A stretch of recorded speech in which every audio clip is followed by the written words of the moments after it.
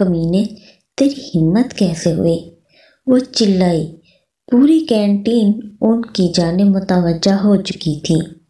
ये इत्तेफाक ही था कि वो तीनों वहीं मौजूद थीं और ये भी कि बीएससी का अहमद भी वहीं मौजूद था, जिसे वो पिछले कई दिनों से शबचिंतक के नाम से पर्चियां डाल रही थी।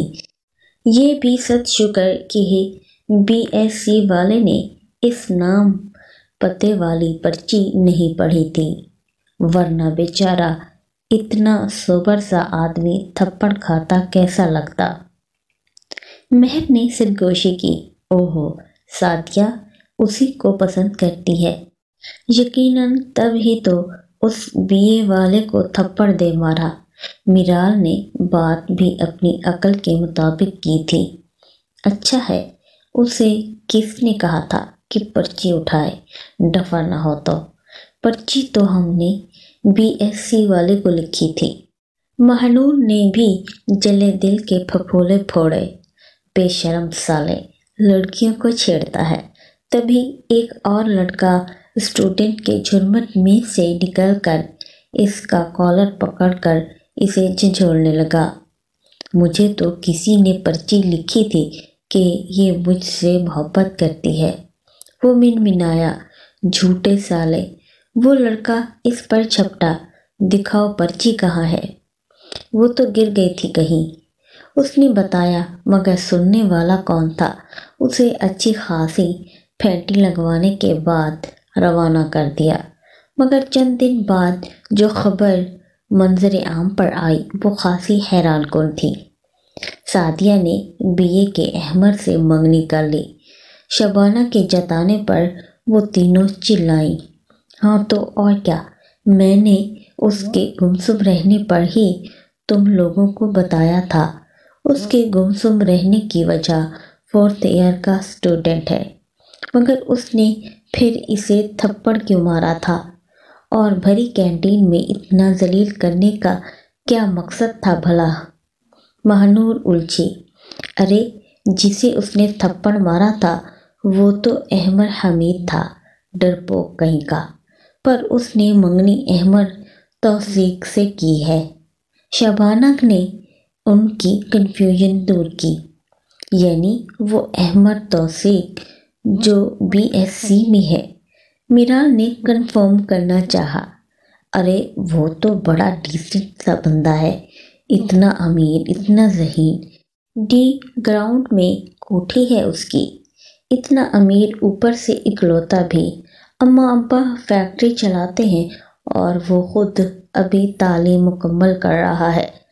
शबाना ने गोया हेडलाइंस के साथ साथ तफसील भी सुनाई। तुम्हें बड़ी इन्फॉर्मेशन है। महानूर ने तीखी नज़रों से उसका जायज़ा लिया। वो तज़बज़ब हुई। मेरे मंगेतर का दोस्त है, उसने नई इत्तला पहुंचाई। अच्छा ये छोड़ो, ये सादिया की मंगनी किससे हुई? महर को वापस असल मौजू की जानिब लाई। वो भी एड के अहमद से, वही जो इससे रोज़ बीए के अहमद को फेंटी लगा रहा था। बस वहीं से दोनों का टांका फिट हुआ और चट मंगनी हो गई। शबाना फिर से जून में लौटी तो वो तीनों हैरत ज़दा मुँह फाड़े एक दूसरे को घूरने लगी। यकनशद महानूर ने मीराल को देखा। दो भी नाशद। मीराल ने बेचारी सी शक्ल महर की तरफ की। 3 शद। वो भी अफसोस से सर हिलाती बड़बड़ाई। कॉलेज में तो छुट्टी का वक्त हो गया, मगर घर आकर तीनों ने कॉन्फ्रेंस कॉल पर खूब मज़ा लिया। यानी कि जैसे वो शबचिंती की पर्चियाँ लिखती थी, वो भी सादिया वाला अहमद नहीं था, और जिसने इसे प्रपोज किया वो भी अहमद नहीं था। वो अहमद तो था जिसने प्रपोज करने वाले डरपोक अहमद को पीटा था। जो भी है, हमारा काम तो निकल गया। न सादिया का अहमद उसका हुआ اور وہ اس ڈرپوک احمد کا بھی ہماری بدولت خاصا چرچا ہوا پورے کالج میں۔ مہنور لاپرواہی سے بولی، واقعی بدنام جو ہوں گے تو کیا نام نہ ہوگا؟ مہر اترائی، پر اس پرچی کا کیا جس کو محترمہ مہنور صاحبہ پرچیاں ڈالتی رہیں؟ میرال کو احمد توثیق کی فکر ہوئی۔ ارے اسے چھوڑو، اسے کیا پتا کہ وہ ہم تھے، وہ تو شب چنتک ہی ڈھونڈتا رہے گا۔ مہنور نے بے فکری کا مظاہرہ کیا۔ یہ بھی ٹھیک ہے۔ ان دونوں نے بھی بیک وقت اتفاق کیا۔ ویسے آپس کی بات ہے، تینوں احمد میں سے وہی احمد ہینڈسم تھا جسے ہم نے پرچیاں ڈالی، مہنور نے پرجوش ہو کر کہا۔ جواباً جس انداز میں مہر میرال نے او کیا تھا وہ سٹپٹا کر رہ گئی۔ پھر جب تک اس کی BSc کلیئر نہیں ہوئی وہ دونوں مہنور کو اکثر ہی اسے دکھا دکھا کر چھیڑتی، اور مہنور اچھا خاصا چڑ بھی جایا کرتی تھی، مگر پھر سیمسٹر کلیئر ہوتے ہی وہ MBA کے کیمپس میں ٹرانسفر ہو گیا تو اس کا اس طرف آنا جانا خاصا کم ہونے لگا۔ تبھی اپنے آپ یہ سلسلہ اختتام پذیر ہو گیا۔ اب باتوں باتوں میں اس بات کا تذکرہ چل نکلا تھا تو وہ تینوں ہی اپنی حماقت پر محفوظ ہونے لگی۔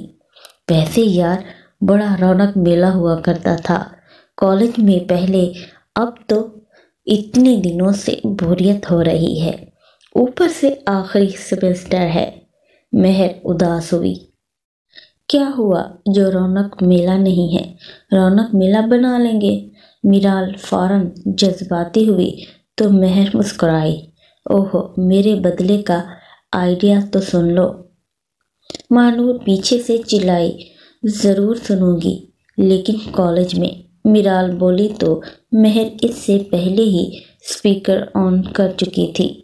مہنور برا مانتی اپنے بستر میں جا گھسی تو مہر بھی میرال کو الوداع کہتی اپنے پورشن کی جانب روانہ ہوئی جو گراؤنڈ فلور پر تھا۔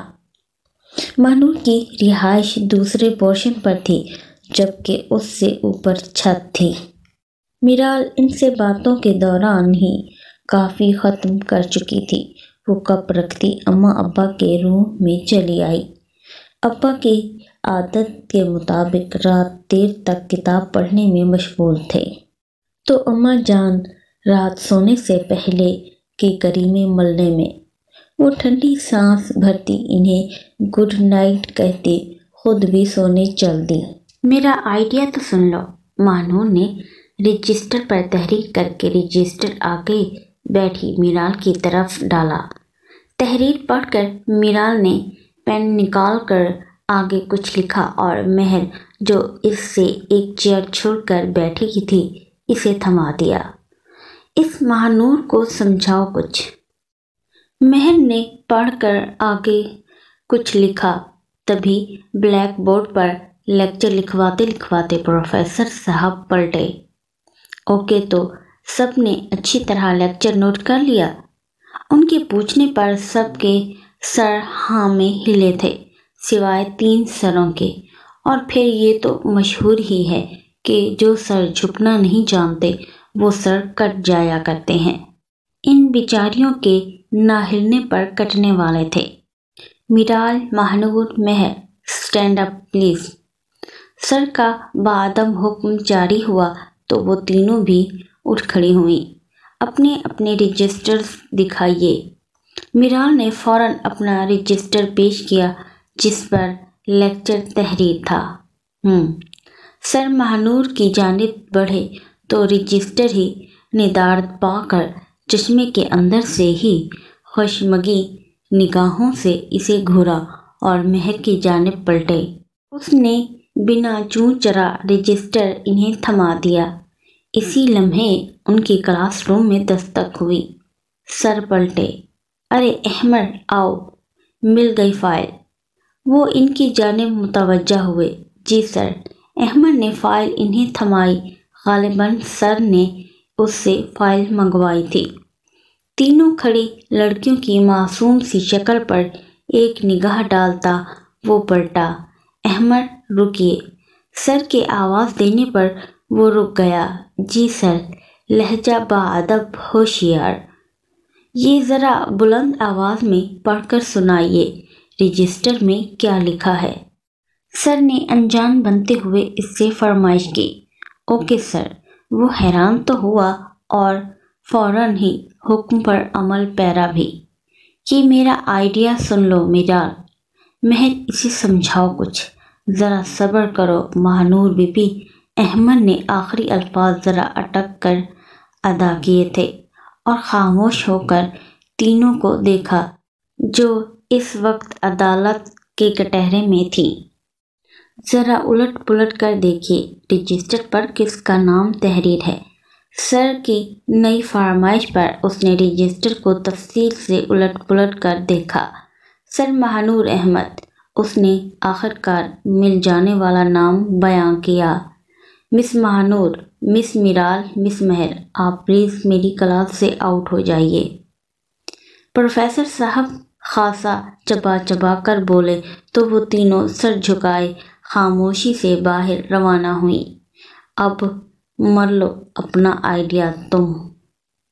انہیں باہر سیڑھیوں پر براجمان 7واں یا 8واں منٹ شروع ہوا تو مہر نے تڑک کر خاموشی توڑی۔ ایک تو یہ پروفیسر اتنا کھڑوس ہے، میں نے تو اس کا پیریڈ بھی نہیں لینا۔ مہانور بھی الگ ہی جل کر بیٹھی تھی۔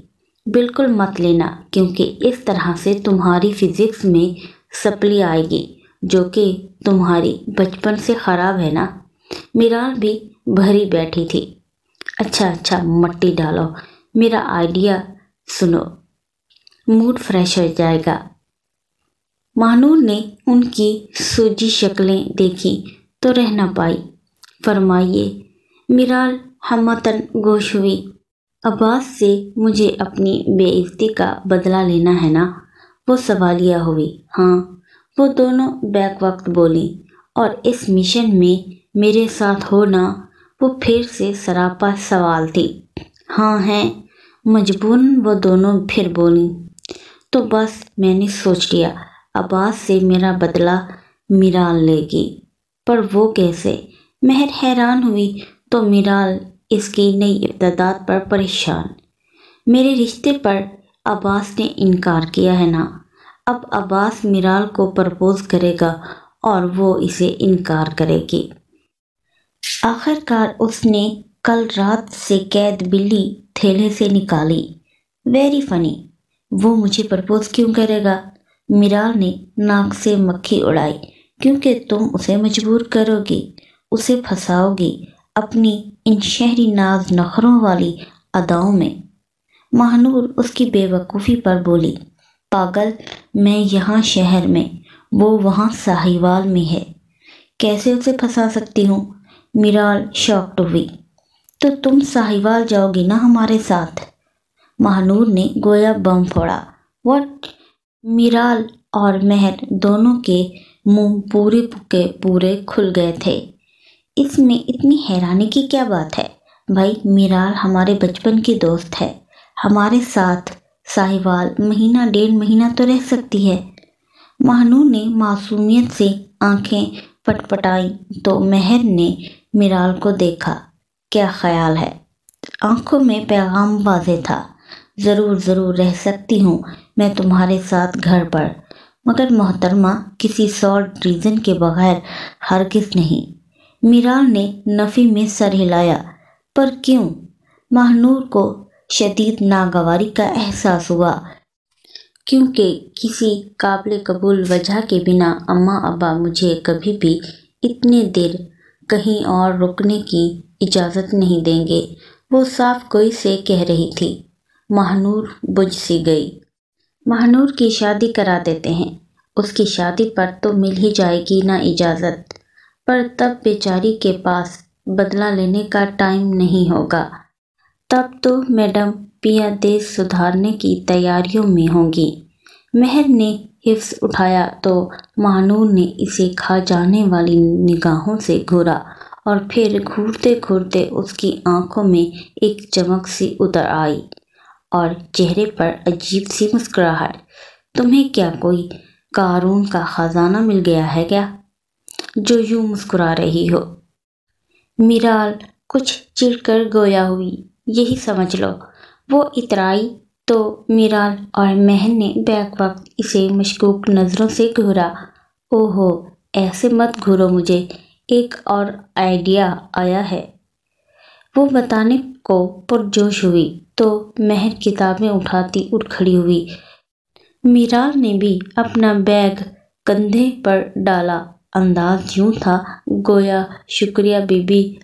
مہنور رتوں گویا جلتے توے پر جا بیٹھی۔ کمینیوں، شرم کرو، زندگی میں پہلی بار تمہاری ضرورت ہے اور تم بے وفائی کر کے بھری دنیا میں مجھے اکیلا چھوڑ رہی ہو، ایسی ہے تمہاری یاری؟ اس کی آنکھوں سے وہ موٹے موٹے آنسو تو چھلکے تو مہر واپس براجمان ہوئی۔ وہیں میرال نے بھی اپنا بیگ واپس سیڑھیوں پر ڈالا تو مہنور نے خوشی خوشی اپنے آنسو پونچھے۔ چل گرو، شروع ہو جا، مہر بولی۔ ہو بھی جاؤ شروع۔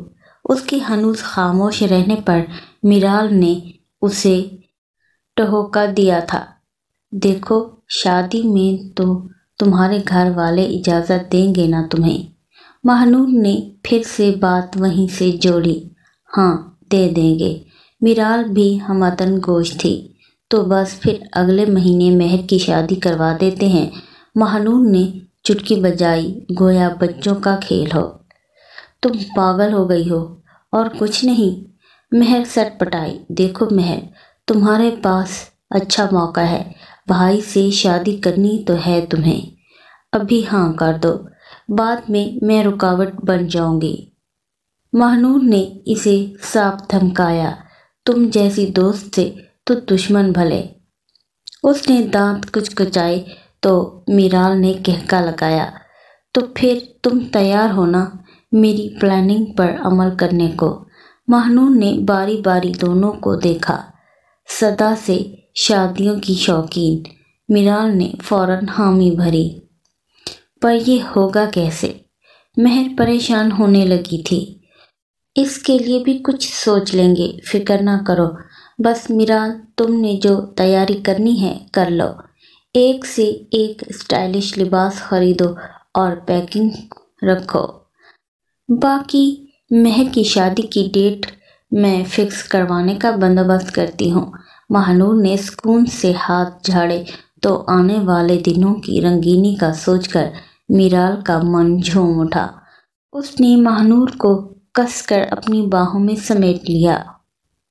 چلتی رہتی ہے، رکتی نہیں دوستی، تیری میری ایسی دوستی۔ اس نے اپنے گروپ کا دوستی نمبر گنگنایا تو وہ دونوں نے بھی کھل کر گیت گاتے ہوئے اس کا ساتھ دیا۔ مہر مہنور کو بلانے اس کے پورشن کی طرف روانہ ہوئی، تیزی سے سیڑھیاں پھلانگتی۔ جب وہ اس کے کمرے میں پہنچی تو وہ لیز کھانے کے ساتھ ساتھ کال کرنے پر مصروف تھی۔ مہر دھوپ سے اس کے برابر میں براجمان ہوئی۔ مہنور نے ہینڈ فری لگا رکھے تھے۔ مہر نے ایک اپنے کان میں اڑس لیا، دوسری جانب میرال نان اسٹاپ بولنے میں مصروف تھی۔ واؤ، مہنور کا کیا دماغ ہے، تمہارا کمال کا آئیڈیا ہے تمہارا، بس کسی بھی طرح مہر کو منا لو۔ ایکسکیوز می، کون سا آئیڈیا؟ مہر نے خشمگی نگاہوں سے مہنور کو گھورا تو وہ انجان بن گئی۔ مہر، تم کیسی ہو؟ دوسری جانب میرال فوراً سنبھلی تھی۔ میں ٹھیک ہوں، مگر اب کون سی پلاننگ چل رہی ہے؟ وہ بھی چپکے چپکے۔ اسے تجسس نے آ گھیرا۔ اب تم اتنا انسسٹ کر رہی ہو تو بتا ہی دیتے ہیں۔ یوں کرو، اپنا موبائل نکالو۔ میرال کی بات پر مہر نے دائیں ہاتھ میں پکڑا موبائل سامنے کیا۔ اس میں فرقان کا نمبر بھی ہوگا، میرال بولی۔ ہے تو۔ مہر نے فرقان کا نمبر نکالا۔ اپنا مہنور اب تمہاری باری۔